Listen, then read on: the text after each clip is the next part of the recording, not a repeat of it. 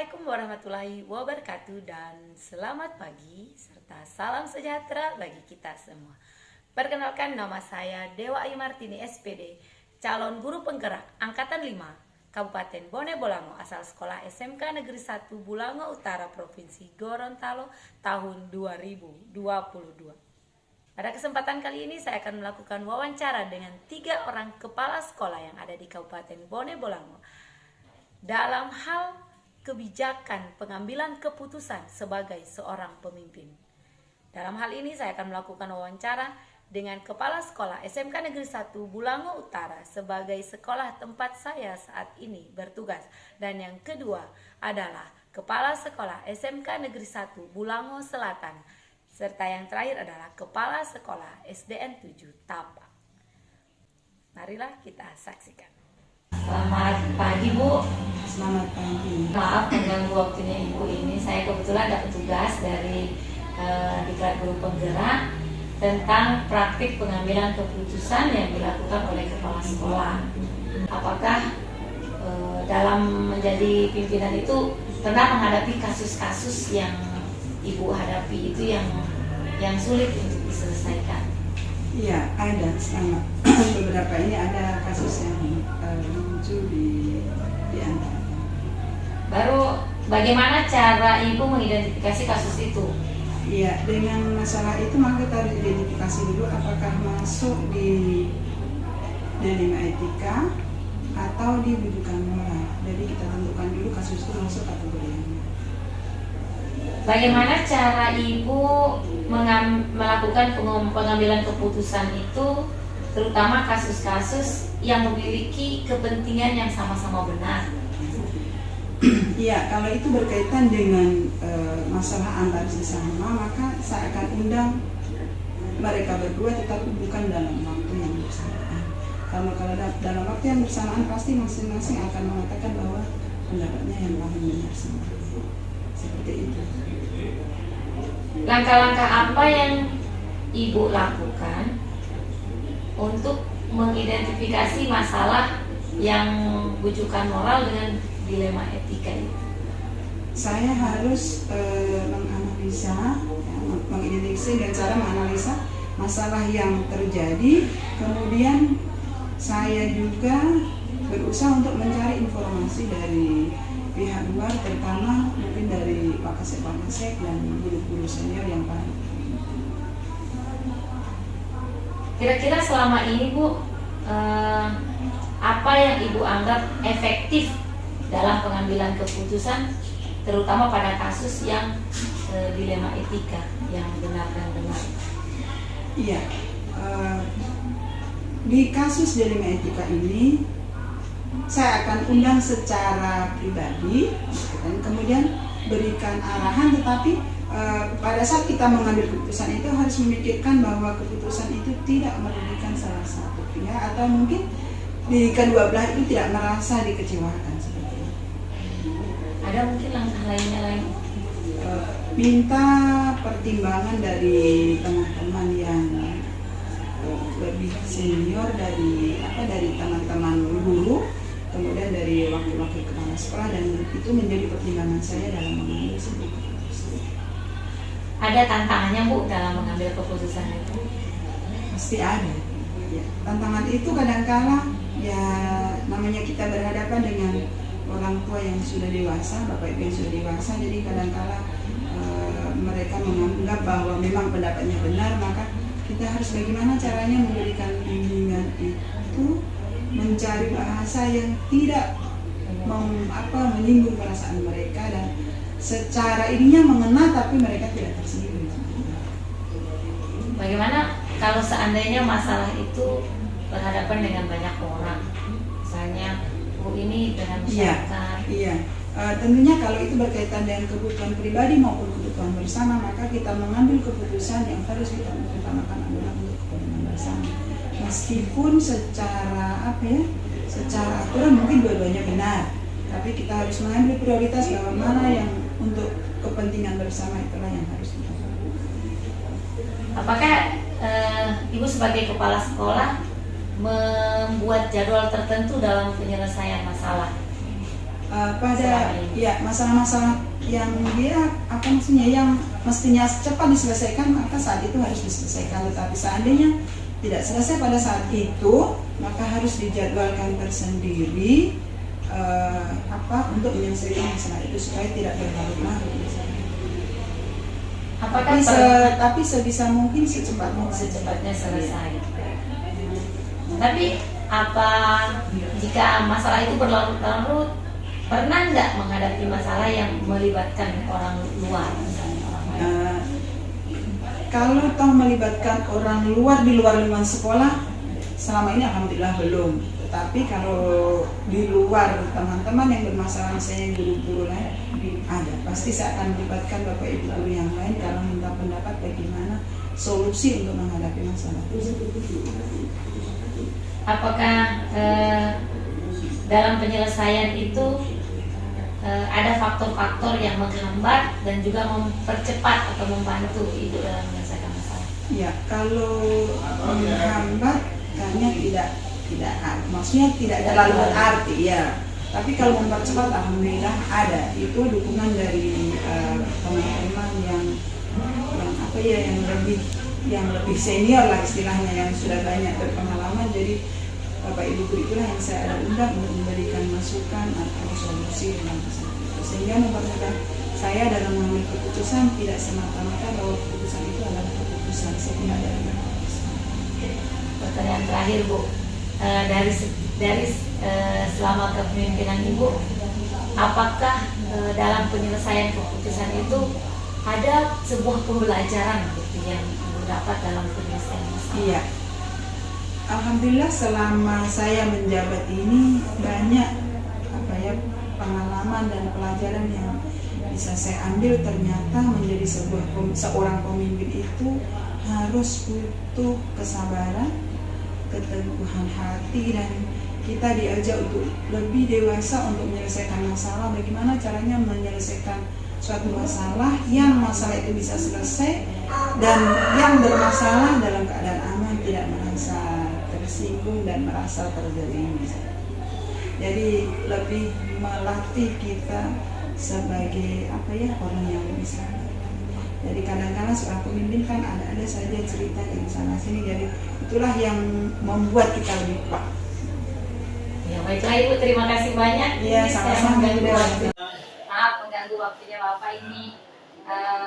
Saya punya tugas dari Diklat Guru Penggerak untuk mewawancarai Bapak sebagai kepala sekolah pada kesempatan kali ini. Mohon waktunya ya Pak. Ya, Ada beberapa hal yang ingin saya tanyakan Pak. Sebagai seorang kepala sekolah, Bapak pasti pernah menghadapi berbagai kasus. Nah, selama ini bagaimana cara Bapak mengidentifikasi kasus-kasus yang jadi dilema etika atau rujukan moral? ya terima kasih. Kalau yang kasus dilema etika ya, itu mungkin bisa diidentikan yang benar dengan yang benar ya. Nah, kalau yang kasus yang benar dengan yang benar, paling tidak kita kan diperhadapkan dua pilihan, memilih ini benar, ini sebelah juga, atau di pihak lain juga benar. Nah, kalau seperti itu, tentu tetap kita akan memilih yang kalau mungkin kita bisa balik ambil ke pihak yang mana yang terbaik dan yang baik. Jadi mana yang lebih benar dan yang benar. Jadi kita identifikasi mungkin ketika kasusnya misalnya atau peristiwanya baru sekali dengan yang sudah 2 kali, saya kira yang benar 2 kali itu lebih baik dari yang 1 kali. Begitu juga mungkin yang benar berulang dengan benar yang baru sekali. Saya kira kita lebih mempertimbangkan yang sudah membuat yang benar berulang-ulang dengan yang membuat benar baru sekali, misalnya seperti itu. Baru Pak, kalau selama ini bagaimana Bapak menjalankan pengambilan keputusan di sekolah Bapak, terutama untuk kasus-kasus di mana ada 2 kepentingan yang sama-sama benar tadi dan mengandung nilai kebajikan? apakah perlu identifikasi atau bagaimana? Ya, memang ketika kita akan memilih salah satu yang seperti tadi, kedua-duanya benar, tapi kita tetap harus memilih mana yang paling benar. Jadi harus diidentifikasi, harus di apa istilahnya kalau seperti yang ini mungkin kita buat daftar, buat checklist poin yang mana yang banyak dan mungkin poinnya yang mana yang tidak terlalu banyak. Tapi dari kategori dia mengarah ke kebenaran atau ke kebaikan, itu sudah baik-baik dua-dua. Nah, oleh sebab itu kita harus identifikasi satu persatu, kasus demi kasus atau peristiwa demi peristiwa. Nah, cara mengidentifikasi itu seperti itu tadi. Paling tidak kita harus melihat ini orang atau ini pelaku, mungkin dia berasal dari dulunya dia baik, sekarang lebih baik. Tapi ada juga kan yang berbuat baik tapi berawal dari sebelumnya yang belum baik atau kurang baik. Jadi tentu kita harus mungkin lebih memilih dari yang dulunya memang sudah baik, sekarang sudah lebih baik, dibanding dengan kita ingin berpihak pada salah seorang atau satu pihak yang dulunya kurang baik, tapi karena mungkin sudah banyak pengalaman atau sudah banyak membaca, sudah banyak menimba ilmu apa semua dia, sehingga beralih ke yang baik. Tapi saya lebih condong dengan yang berawal dari yang memang dulunya sudah baik, tapi sekarang sudah lebih baik, dibanding dengan yang dulunya kurang baik, tapi sekarang sudah baik. Apakah ada prinsip tertentu Pak sebagai pimpinan dalam mengambil keputusan? Maksudnya? Apakah ada prinsip harus akhirnya harus begini atau peduli dengan orang begitu? Prinsip pengambilan keputusan itu apakah ada atau melihat identifikasi itu saja berdasarkan identifikasi? Ya kan, berdasarkan identifikasi itu kita akan mengambil suatu prinsip, kita beralih pada suatu prinsip mana yang kita pilih. Nah, prinsip itu paling tidak kita harus berpatokan ini menguntungkan banyak orang, ini menguntungkan banyak pihak. Ini kalau benar menguntungkan tapi tidak terlalu banyak yang dipengaruhi oleh kebaikannya itu. Memang baik buat dia atau sudah benar buat dia, tapi pengaruhnya mungkin tidak terlalu signifikan dengan dibanding dengan yang baik, tapi pengaruhnya besar ke teman-temannya atau ke lingkungan tempat kerjanya, dibanding dengan dia hanya baik untuk dia tapi mungkin sedikit pengaruhnya kepada teman-teman sekerjanya. Selain itu mungkin ada Pak langkah-langkah yang lain? Ya, kalau kita memilih mana baik untuk jangka pendek dan jangka panjang, saya kira kita juga harus kondisi ke belakang. Apakah ini setelah kita dapatkan pilihan yang terbaik, apakah ini akan bermanfaat untuk selama-lamanya atau hanya sesaat, atau mungkin kalau mungkin kita pilih misalnya ini mungkin hanya seminggu 2 minggu bisa dimanfaatkan, yang sana kalau kita memilih mungkin bisa berbulan-bulan manfaatnya atau mungkin bisa bertahun-tahun dan mungkin bisa disesuaikan dengan perubahan selanjutnya. Sementara yang mungkin ini yang jangka pendek, saat itu kita bisa ambil keputusannya. Tapi pada dasarnya baik dia jangka pendek maupun jangka panjang, saya kira ini kedua-duanya baik. Tapi tentu kita lebih condong memilih yang masa berlakunya atau yang jangka panjang itulah. Kemudian Pak, kalau mengambil keputusan itu apakah pernah ada tantangan? Terus bagaimana Bapak melewati tantangan? Jelas, namanya menghimpun dari berbagai pendapat atau dari berbagai unsur elemen atau mungkin saya contohkan saja misalnya di sini ada guru, ada pegawai tata usaha, itu pasti kan beda-beda pendapat dari sekian. Katakanlah kalau di sini ini sekitar 41 semua dari guru sama pegawai, pasti ada 41 pikiran pendapat juga dari mereka. Nah, dari 41 ini contoh yang di sekolah saya, ini kan tentu kita bisa kategorikan mana yang sudah senior, mana yang menengah, dan mungkin mana yang masih junior. Ya.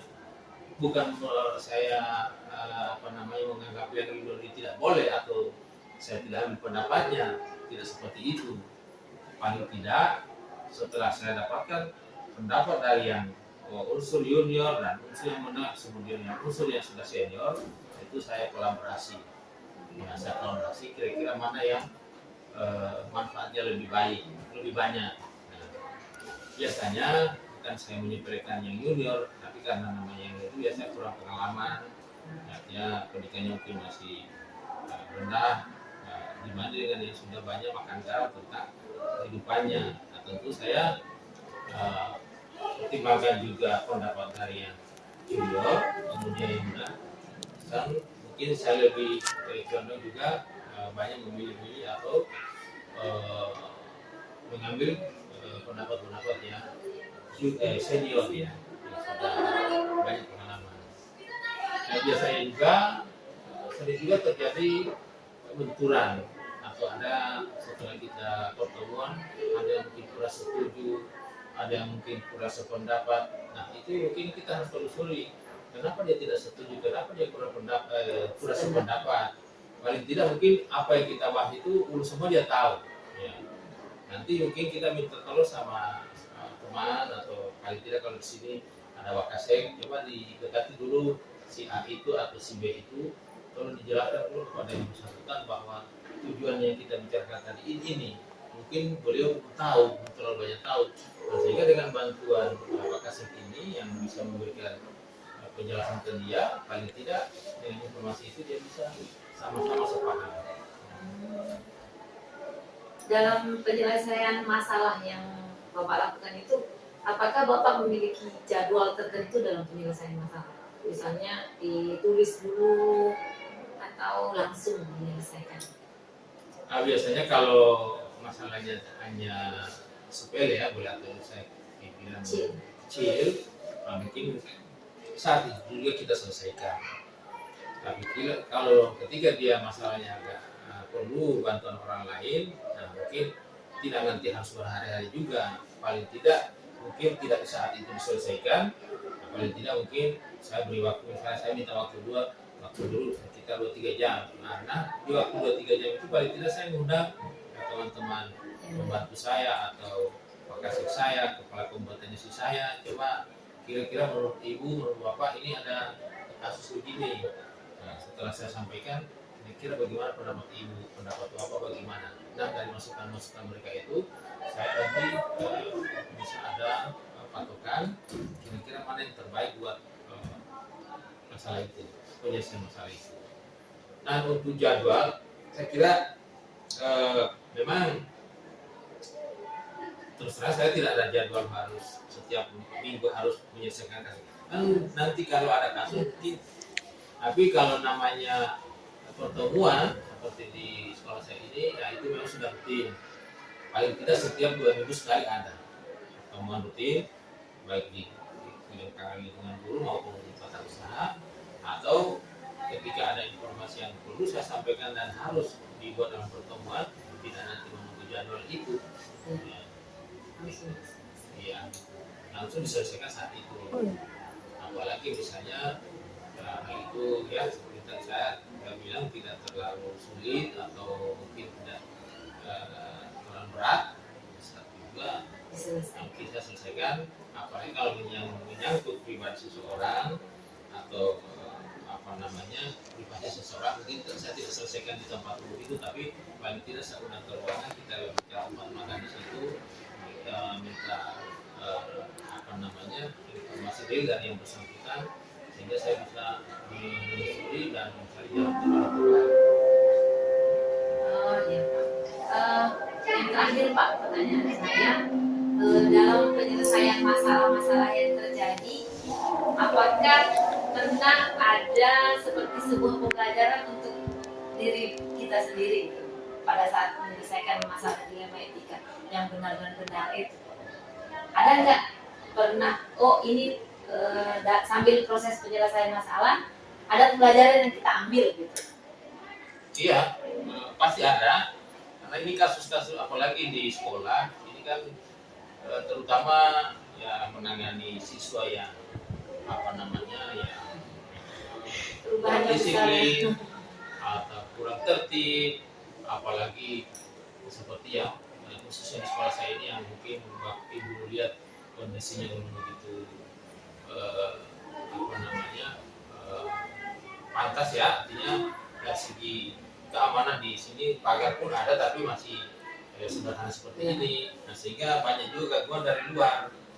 Nah, saya ambil kebijakan di sini, saya tidak terlalu membuat aturan terlalu keras atau terlalu tegas ya, karena apa namanya menyesuaikan dengan kondisi juga di keadaan di sekolah saya. Jadi saya berprinsip harus setiap persuasif, artinya bagaimana membujuk, artinya meraih mereka sehingga bisa beradaptasi dengan kita, bisa menyesuaikan dengan kondisi kita. Jadi ketika ada yang apa namanya terlambat, saya ajak teman-teman untuk tidak apa namanya anak yang siswa terlambat untuk tidak dikerasi, tapi paling tidak mereka diberi hukuman yang membuat dia bisa jerah juga, tapi membuat dia ya paling tidak hukuman misalnya dari segi pemahaman agama, coba baca 2 kalimat syahadat di kita khusus Islam ya, atau kita ditanyain misalnya rukun Islam berapa, rukun iman berapa, ya, seperti itu. Atau misalnya dari pemahaman Pancasila ya, mungkin kita sanksi anak-anak coba disebutkan bukti-bukti Pancasila atau Tuhan dosa itu kira-kira bukti-buktinya apa, mengandung unsur apa di bukti pertama, kedua dan seterusnya. Begitu juga kalau pemahaman lagu-lagu kebangsaan. Biasanya ada sebagian juga anak-anak yang kita anggap bahwa lagu itu kalau seperti kita dulu sekolah kan semua lagu-lagu kebangsaan kita hafal. Karena di antara anak ini kan ada yang tidak terlalu lancar. Nah, dengan adanya hukuman seperti itu paling tidak besok dia tuh ya pulang ke rumah dan belajar dengan teliti atau betul oh ini apa namanya sanksi yang saya dapati tadi. Insya Allah besok kalau ketika saya terlambat saya sudah siap dengan, atau paling tidak besok dia tidak terlambat lagi. Kemarin kan kami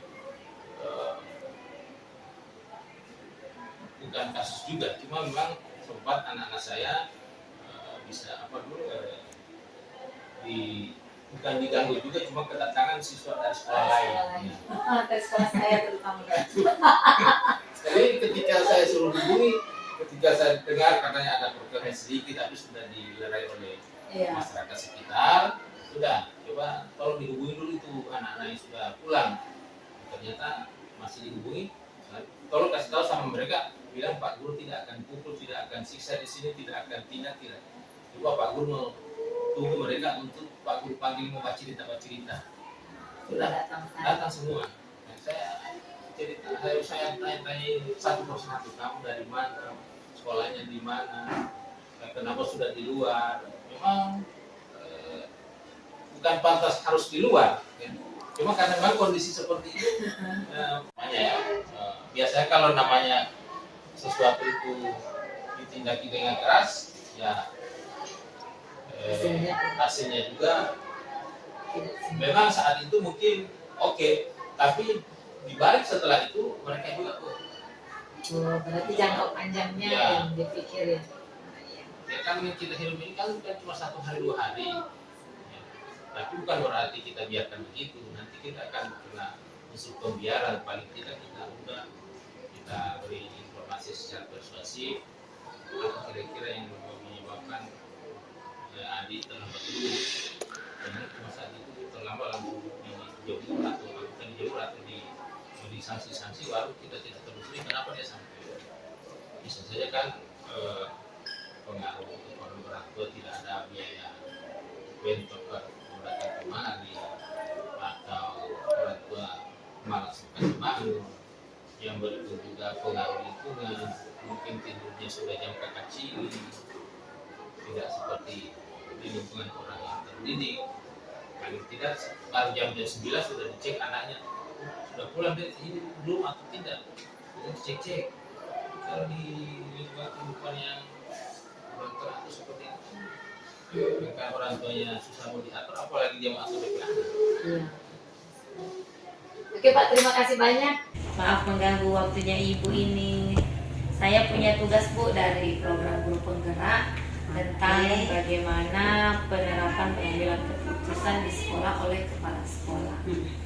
Nah, sebagai seorang kepala sekolah, pasti Ibu pernah menghadapi kasus yang kira-kira kasus itu ada sisi benar dan benarnya. Artinya dua orang yang bersitegang itu sama-sama benar gitu. Bagaimana cara Ibu mengidentifikasi kasus itu sebagai seorang kepala sekolah? Kalau kita datang, biasanya kalau dua orang datang pasti merasa sama-sama merasa benar. Tidak ada yang merasa tidak benar kalau misalnya mereka bertikai kan. Jadi bagaimana kita sebijak mungkin mengambil jalan tengah lah untuk perdamaian atau untuk apa. Jadi dan yang pastinya tidak hanya mendengarkan satu pihak saja. Begitu kira-kira. Kalau kasusnya itu misalnya bujukan moral, artinya Bukan moral benar-benar benar salah. benar salah. Iya, Kalau iya, yang kalau- ini benar. Kalau dia benar salah berarti jangan kan kalau bujukan moral dia bagaimana kita jangan sampai benar yang salah dibenarkan ya. Iya. Itu kita tentunya butuh masukan dari berbagai pihak karena biasanya dalam satu masalah cara pandang kita berbeda dengan cara pandang orang lain. Jadi memang masukan dari orang yang lain itu sangat dibutuhkan. Apakah ada langkah-langkah atau prosedur-prosedurnya ketika mau mengambil keputusan itu supaya bisa mengetahui ini apakah dilema etika atau bicara moral?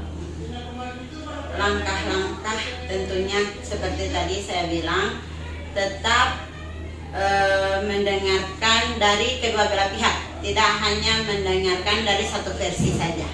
Gitu.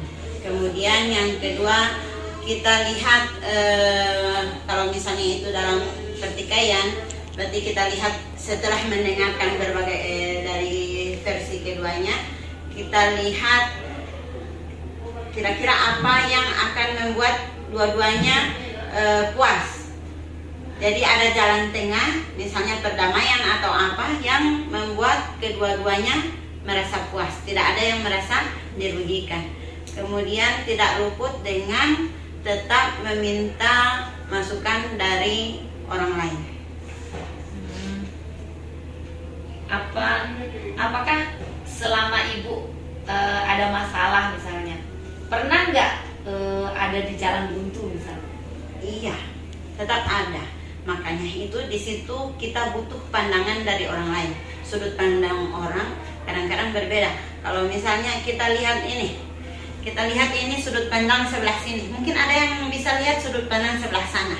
Jadi dalam masalah itu mungkin kita lihat hanya fokus di satu titik saja, tapi ada orang lain fokus di titik lain, sehingga itu masukan-masukan itu diperlukan untuk pengambilan keputusan.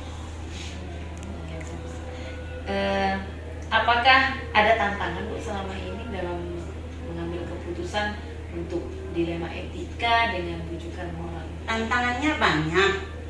Salah satunya itu misalnya ada keputusan yang tidak membuat puas satu belah pihak. Nah, bagaimana kita melakukan pendekatan kepada kepada orang yang mungkin merasa tidak puas, kemudian maksudnya mencari jalan keluar sehingga tidak akan mengecewakan orang lain dengan keputusan kita. Misalnya Ibu menyelesaikan masalah, apakah ada step-step atau ada jadwal tertentu yang Ibu buat untuk menyelesaikan masalah? Untuk penyelesaian masalah Jadi kalau untuk konseling saja, untuk cerita-cerita mungkin ada jadwalnya. Tapi untuk penyelesaian masalah lebih baik langsung diselesaikan, tidak menunda-nunda. Kalau kita membuat jadwalnya, takutnya semakin runyam masalahnya, jadwal penyelesaian masalah belum sampai di situ. Jadi apabila ada masalah langsung diselesaikan. Sedangkan kalau di luar ada masalah, memang ada jadwal-jadwal komunikasi dengan guru-guru itu ada, tapi itu untuk mencegah masalah ke depannya itu ya sudah bisa diatasi secara dini. Tapi untuk jadwal penyelesaian masalah, kalau bagi saya lebih baik langsung diselesaikan pada saat itu juga, tidak menunda-nunda lagi sehingga tidak lebih berkembang lagi, lebih besar lagi masalah. Kalau seandainya dalam membuat keputusan itu ada masalah yang kira-kira ini selesai jangka pendek, untuk jangka pendek, jangka panjang, kira-kira Ibu memilih yang mana? Saya lebih suka menyelesaikan secepatnya dibandingkan seperti yang saya bilang tadi. Jadi kalaupun memang belum selesai, berarti langkah yang saya ambil belum terlalu tepat. Makanya di situ saya membutuhkan masukan dari orang-orang tertentu, terutama teman-teman dan rekan-rekan yang ada di sekitaran sekolah itu. Selama Ibu menjadi pengambil keputusan di sekolah, adakah orang atau faktor-faktor tertentu yang mempermudah Ibu dalam mengambil keputusan? Guru-guru sekitar. Jadi guru-guru yang lain yang di luar dari yang misalnya yang bermasalah, mereka pasti akan saya mintai masukan. Jadi termasuk masukan mereka sangat berpengaruh dengan keputusan yang akan saya ambil. Terakhir Bu, pertanyaannya, dalam menyelesaikan masalah di sekolah itu pernah nggak ada pelajaran diri sendiri? Banyak. Dengan begitu saya sudah bisa terutama di kesabaran, karena kita bertemu dengan berbagai hal dengan karakter yang sangat berbeda. Memang melatih kesabaran, melatih bagaimana untuk mengambil keputusan tanpa melukai yang lain. Terima kasih banyak Bu. Sama-sama. Semoga ke depan saya bisa